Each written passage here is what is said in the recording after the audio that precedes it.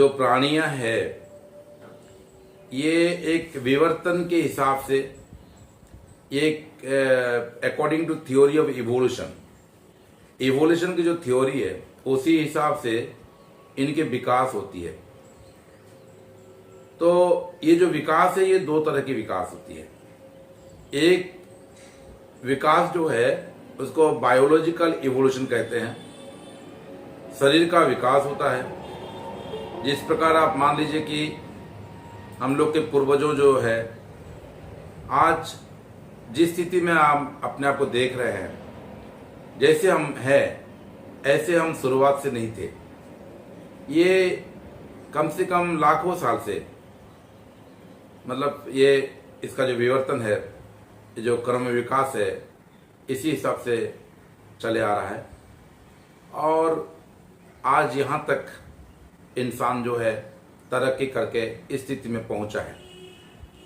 तो इससे एक चीज सिद्ध होता है कि अगर हम कुछ अपने आप को विकास करने की प्रयास नहीं करेंगे तो हम भी वैसे ही रह जाएंगे जैसे आज भी जानवरों जंगल में रहते हैं।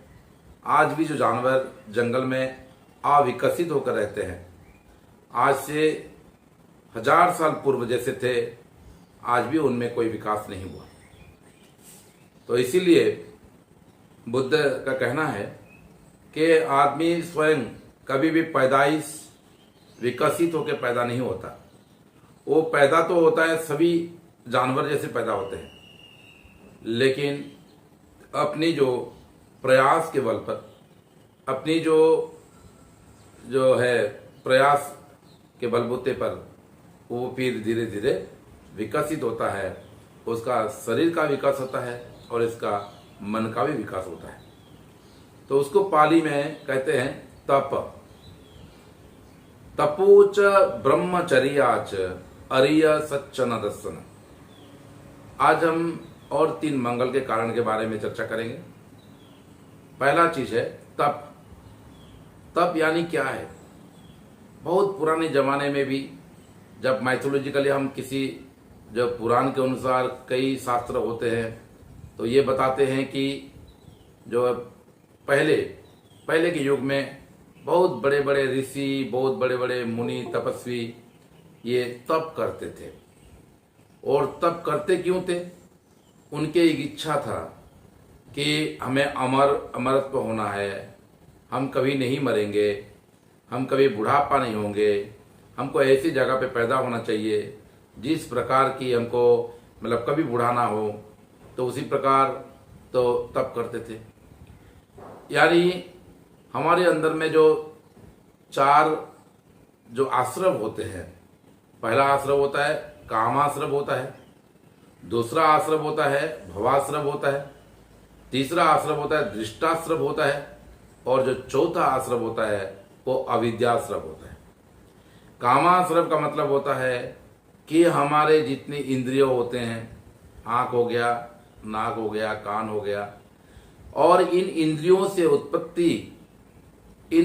से उत्पन्न होने वाले जितनी भी जो है अनुभूति है ये सुखद होना चाहिए।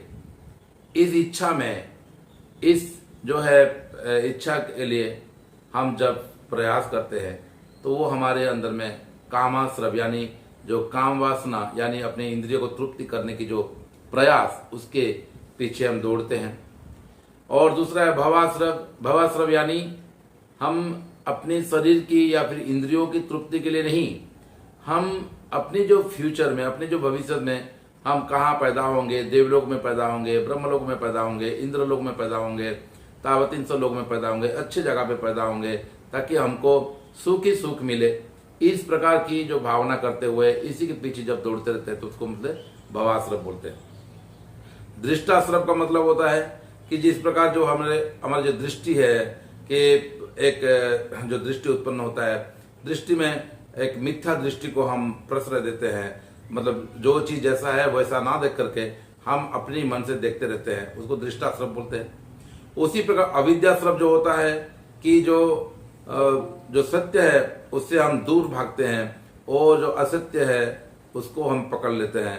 या फिर सार को हम सार नहीं समझते, असार को सार समझते हैं, उसी प्रकार हमने अविद्याश्रव की जो बंधन में आ जाते हैं। ये जो 4 प्रकार के आश्रव होते हैं, इन 4 प्रकार के आश्रवों से मुक्त होने की जो कठिनाई, मुक्त होने की जो प्रयास है, उसको सही मायने में तपश्चर्या कहा गया है। तो तप का मतलब होता है कि जब किसी व्यक्ति ने अपने मानसिक स्थिति को धीरे धीरे परिशुद्ध करे और 4 आश्रवों से मुक्त रखे अपने आप को, 4 मैलों से मुक्त रखे अपने आप को, और 4 जो है ये जो आश्रव है उनसे मुक्त रख के आदमी धीरे धीरे धीरे धीरे निब्बान की ओर जाए, तो इसको कहते हैं तपश्चर्या। लेकिन हमें जो पुराणों में जो जिस प्रकार की पढ़ाया गया है, जिस प्रकार लोगों ने हमको कह चुके हैं कि लोग तपस्या करते थे, तो मतलब एक पैर में खड़ा होकर तपस्या करते थे, कोई मतलब खाना नहीं खाकर तपस्या करते थे, कोई ये सब भी बोधिसत्व सिद्धार्थ गौतम ने 6 साल तक कठिन तपस्या किए, लेकिन वो बोले कि ये तपस्या नहीं है, ये तपस्या के नाम पर सिर्फ अपने शरीर पीड़ा है, अपने शरीर को पीड़ा देने का सिर्फ काम है और कुछ नहीं है उसमें। तो बुद्ध ने जब अपने अंदर में झांकना शुरू किए और जब देखे कि समस्या कहाँ पर है, समस्या नहीं खाने पर नहीं है, समस्या एक पांव पे खड़े होने पर नहीं है, समस्या जो है कांटे पर सोने पर नहीं है, समस्या जो ठंडी के दिन में पानी में रहने की नहीं है, समस्या है अपने मन में, हमारी दृष्टि में समस्या है। जब दृष्टि निर्मल नहीं होगा, दृष्टि जब आश्रवों से मतलब मैलों से ढका रहेगा, तो ये समस्या कभी हल नहीं होगा। ये जब बोधिसत्व सिद्धार्थ गौतम को जब ये ज्ञान प्राप्त हुआ तो उन्होंने सम्यक संबुद्ध बन गए। तो यहाँ पर ये कहते हैं कि सम्यक संबुद्ध जो है वो पैदा सम्यक संबुद्ध होकर पैदा नहीं हुए थे, वो बोधिसत्व सिद्धार्थ मतलब सिद्धार्थ गौतम होकर एक राजा के घर में पैदा हुए थे। अब धीरे धीरे धीरे धीरे धीरे धीरे धीरे उन्होंने अपने जो जीवन को इतने अच्छे सांचे में ढाले और इतनी अच्छे अपने आप को प्रयास किए, अपने आप को अनुशासित ढंग से अपने आप को जो तरासे, ताकि वो धीरे धीरे धीरे धीरे अपने आप में परिवर्तन किए और अंत में उन्होंने जो epitome of the human civilization कहते हैं, epitome of the human evolution जिसको कहते हैं, यानी जो मनुष्य की जो सर्वोच्च स्थिति है, जहां पर जो सर्वोच्च विकसित स्थिति है, वहां तक पहुंचे, जिसको हम बुद्ध कहते हैं, वो सम्यक संबुद्ध बने और पूरे उस मतलब पूरे मानव समाज के, पूरे जो विश्व के मानव समाज की सभी का दुखों के कारण को ढूंढ पाए, सभी का दुखों के निदान ढूंढ पाए, सभी का दुखों की निदान के मार्ग ढूंढ पाए और सभी को दुखों से मुक्त करने की एक अच्छे से मार्ग उन्होंने दिए। तो इस प्रकार तपोच ब्रह्मचर्याचत, इसलिए हर एक व्यक्ति को तप करना जरूरी है।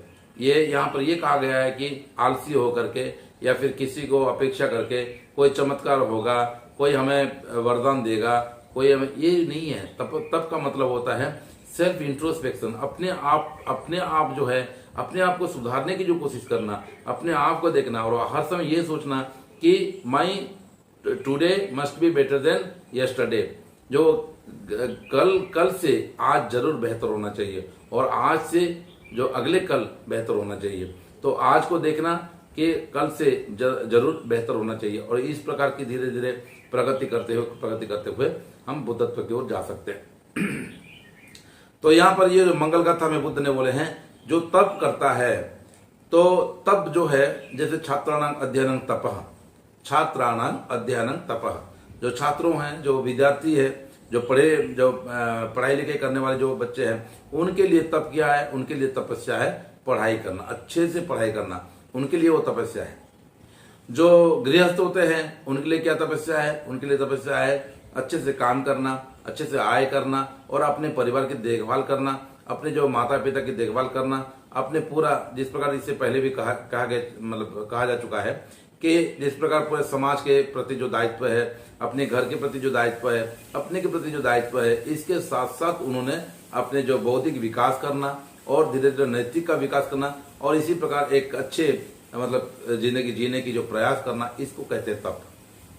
तप यानी तपना यानी प्रयास करना, और तपने में कभी जो है आलसी नहीं होना चाहिए, जितना हो सके तपना चाहिए, जितना हो सके तपना चाहिए। जितना तपेंगे इतना हम अच्छे बनेंगे, क्योंकि ऐसा कहा जाता है जो पत्थर मतलब हथौड़ी से डरता है, जो पत्थर जो है छीनी से डरता है, वो पत्थर कभी अच्छे मूर्त नहीं बन सकता, वो पत्थर ऐसे ही पड़ा रहता है। इसीलिए हर हमको जो है बुद्ध ने कहा है कि तप जो है तप करना, आलसी नहीं होकर के परिश्रमी होना, ये उत्तम मंगल की एक लक्षण है। दूसरा क्या लक्षण बताए हैं? तपोज ब्रह्मचर्याचरण। अब दूसरा लक्षण है ब्रह्मचर्य। ब्रह्मचर्य पालन करना है। अब ब्रह्मचर्य बोलते ही हम लोग के ध्यान में ये आता है कि शादी नहीं करना है, बैचलर रहना है, या फिर जो है इस प्रकार की जो काम वासना जिसको कहते हैं उससे दूर रहना है, उसको हम ब्रह्मचर्य कहते हैं। लेकिन बुद्ध ने जो ब्रह्मचर्य के बारे में बताया है, ब्रह्मणि विचरण, ब्रह्म में चरना, उसको ब्रह्मचर्य कहते हैं। चरना मतलब चलना, मतलब जिंदगी जीना। तो ब्रह्म भावना में जिंदगी जीने को ब्रह्मचर्य की भावना कहते हैं, ब्रह्मचर्य में कहते हैं। तो ब्रह्मचारी कौन होता है? जो ब्रह्म में आचरण करता है, उनको ब्रह्मचारी कहते हैं। तो ब्रह्म क्या है यहाँ पर? तो ब्रह्म चार बताए हैं। ब्रह्म भावना जो है वो चार है। मैत्री भावना है पहला उसका, दूसरा है करुणा भावना है, तीसरा है मुदिता भावना है, और चौथा है उपेक्षा भावना है। ये जो चार भावना है, ये जो चार मानसिक स्थिति है, इसी को ब्रह्म भावना कहते हैं। और इसी ब्रह्म भावना में जो आदमी अपने आप को जीता है, मतलब जो जीता है, जो अपने आप को रखता है, उसी को कहते हैं ब्रह्मचारी। यानी ब्रह्मचर्य का पालन करने का मतलब ये होता है कि आदमी अनंत मैत्री के साथ रहना चाहिए। मैत्री यानी क्या है? मैत्री का मतलब होता है गुडविल, सभी प्राणी के प्रति, सभी वस्तु के प्रति, सभी व्यक्ति के प्रति, सभी के प्रति गुडविल रखना, अच्छे जो सोच रखना, सभी के प्रति उपकार की एक भावना रखना, इसको हम कहते हैं मैत्री भावना।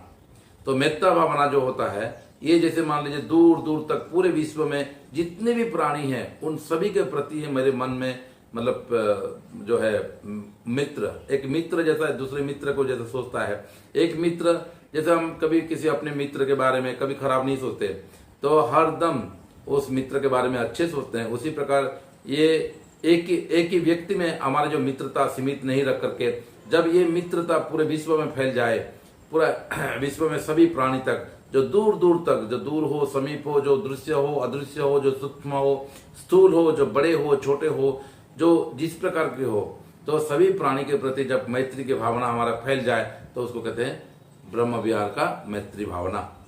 तो ये मैत्री भावना हो गया। बगैर पक्षपातिता से, बगैर पक्षपात करते हुए हम सभी प्राणी के प्रति हर दिन सुबह हम ये सोचे कि सभी प्राणी दुखों से मुक्त रहे, सभी प्राणी रोगों से मुक्त रहे, सभी प्राणी भय से मुक्त हो, और सभी प्राणी के अंदर में प्रज्ञा जागृत हो, और सभी प्राणी सुखी हो, और सभी प्राणी को निर्वाण प्राप्त हो, सभी प्राणी को बुद्धत्व प्राप्ति हो। इस प्रकार की जो भावना है, इसको हम कहते हैं मेत्ता भावना। ये जो मेत्ता भावना है, ये ब्रह्म विहार का ये पहला कड़ी है। दूसरा कड़ी क्या है? करुणा भावना।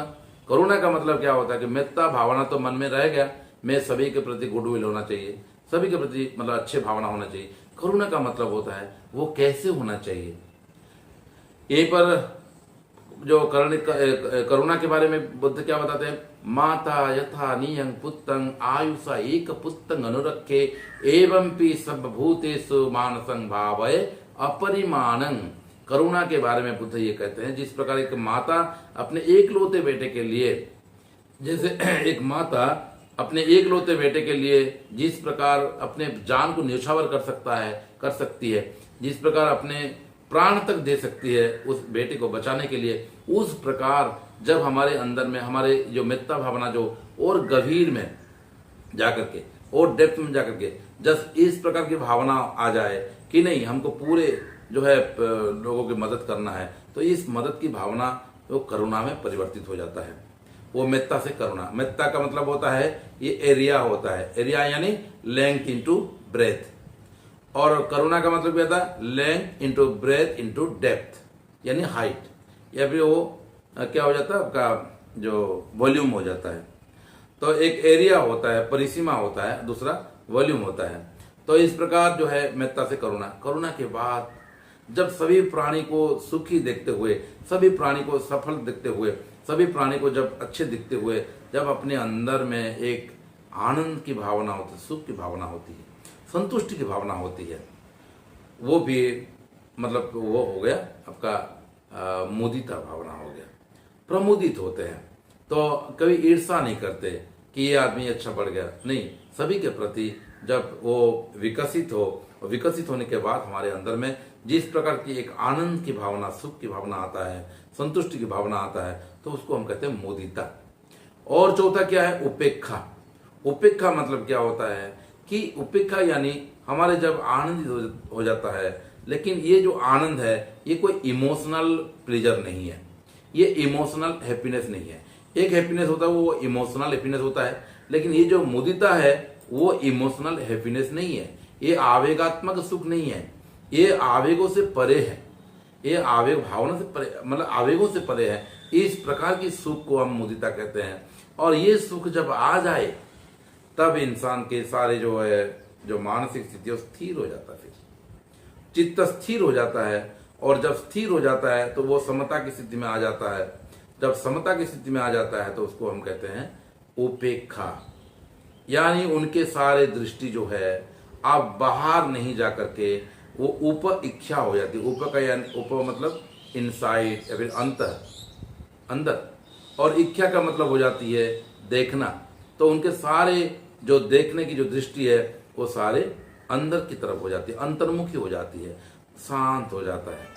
तो इस प्रकार मेत्ता, करुणा, मुदिता और उपेक्षा, ये चार भावना से विचरण करने वाले को हम ब्रह्मचारी बोलते हैं। और ब्रह्मचर्य यही होता है जो आदमी, जो साधक जो है इस प्रकार मैत्री, करुणा, मुदिता और उपेक्षा के स्थिति में इस भावना से जीता है। तपोच ब्रह्मचर्याच अरिय सच्चा न दर्शनम। ये जो अरिय सत्य क्या है? अरिय सत्य जो है ये चार अरिय सत्य है।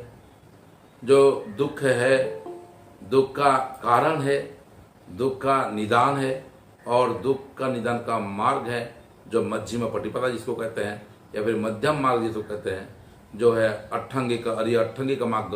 तो इसको जानना, इसको समझना और इसी के हिसाब से इसी मार्ग में जाकर के अपने कल्याण करना, अपने दुख से अपने आप को मुक्त रखना, विमुक्ति देना, तो इसको कहते हैं कि अरिय सत्य को जानना और समझना दो बातें होती है। हम कभी कभी बहुत सारी चीज जान तो लेते हैं जरूर, लेकिन समझते नहीं है। समझने का मतलब ये होता है कि जब भी हम जानेंगे, सिर्फ जानेंगे नहीं, जानेंगे को सिर्फ हम क्या बोलते हो, इन्फॉर्मेशन बोलते हैं, सिर्फ जानना। तो इसीलिए ज्ञान को कहते हैं कि एक्युमुलेशन ऑफ इंफॉर्मेशन। सारे जो जानकारियों की एक समावेश है वो ज्ञान हो गया, एक जानकारी हो गया। लेकिन प्रज्ञा कब होती है? प्रज्ञा का मतलब होता है प्रत्यक्ष ज्ञान। जब ये ज्ञान अपने प्रत्यक्ष रूप में अपने शरीर में होते हुए, अपने वेदनाओं में होते हुए, जब अपनी अनुभूति में होते हुए, जब अपने जो है एक्सपीरियंस में होते हुए, जब एक अपने को अनुभव होता है और अपने अंदर में घटित होता है, तो उसको प्रज्ञा कहते हैं। तो यानी जो अरिय सत्य जो है, इसको सिर्फ थियोरेटिकली जो किताब में है ऐसे पढ़ करके, मतलब हम 3 घंटे 4 घंटे तो बोल सकते हैं, लेकिन अरिय सत्य को एहसास करना ये सबसे इम्पोर्टेंट चीज है। तो अरिय सत्य को जब हम एहसास करेंगे तो ये अरिय सत्य की एहसास जो है हमको दुख से मुक्ति देगा, ना कि अरिय सत्य के बारे में सिर्फ जानने से दुख से मुक्ति होगा। तो इसी प्रकार हमने अरिय सत्य को जानना, ये बड़ी उत्तम मंगल है। तो बुद्ध ने क्या क्या बताया? पहले बताया तप करना चाहिए, परिश्रम करना चाहिए, मेहनत करना चाहिए, कभी भी मेहनत को बाईपास नहीं करना चाहिए। और दूसरी क्या बताया कि ब्रह्मचर्य का पालन करना, यानी जो मेत्ता, करुणा, मुदिता और भावना, इस प्रकार की मानसिक जो स्थिति है, जो भावना है चार, ये चार भावना में मतलब आचरण करना, चार भावना में विचरण करना, इसी को ब्रह्मचर्य कहते हैं। तपोच ब्रह्मचर्याच अरिय सच्चानंदसनं। और इसके बाद क्या बोले हैं? निब्बाण सच्च क्रियाच। तो ये सारे जानना किसके लिए जानना है? अपने जो है कोई भौतिक यानी मतलब कोई देवता संतुष्ट हो जाएगा, कोई भगवान संतुष्ट हो जाएगा, कोई ईश्वर संतुष्ट है, इसके लिए नहीं, अपने निब्बाण के लिए ये सारी चीज जानना है। ये सारे चीजों जो बताए हैं महामंगल सूत्र में, अभी तक जितने सारे बताए हैं, ये सारे चीज किसके लिए है? सब निब्बाण के लिए। हम अपने आप को इस भवसागर से मतलब ये दुखों से निब्बाण करने के लिए मतलब ये उद्दिष्ट है। और इसीलिए तथागत बुद्ध ने उस देव को मंगल की ये सारे लक्षण बताते हुए मतलब जो है उन समय की जो शंका थी समाज में, उन समय की जो मतलब अंधविश्वास था, बहुत सारे कुसंस्कार था, ये सारे कुसंस्कार और अंधविश्वास को बहुत ही अच्छी तरह से तथागत बुद्ध ने एक अच्छा जवाब दिया और अच्छे एक आंदोलन खड़ा कर पाया। और लोगों के अंदर में जो अंधविश्वास की मानसिकता थी, लोगों के अंदर में जो अज्ञानता थी, ये सारे अज्ञानता दूर हुए और लोगों ने धम्म का सुख मिले, लोगों को सुख का अनुभव किए और अपने आप को सुखी रखे। तो इसी प्रकार आज की जो दिन है, आज की जो सुबह है, आपको सफलता आपको इंतजार कर रही है। तो आप भी सफल बने, आप सुखी रहे और आप समृद्ध बने, आप स्वस्थ रहे और आप सभी प्रकार के शत्रुओं से, सभी प्रकार के भय से, सभी प्रकार रोगों से अपने आप को मुक्त रखें। और मैं ये कामना करते हुए आज की प्रातःकालीन धम्म देशना को यहीं पर विराम देता हूँ और आप सभी का शुभकामना करता हूँ। नमो बुद्धाय। भवतु सर्वमंगलं, भवतु सर्वमंगलं, भवतु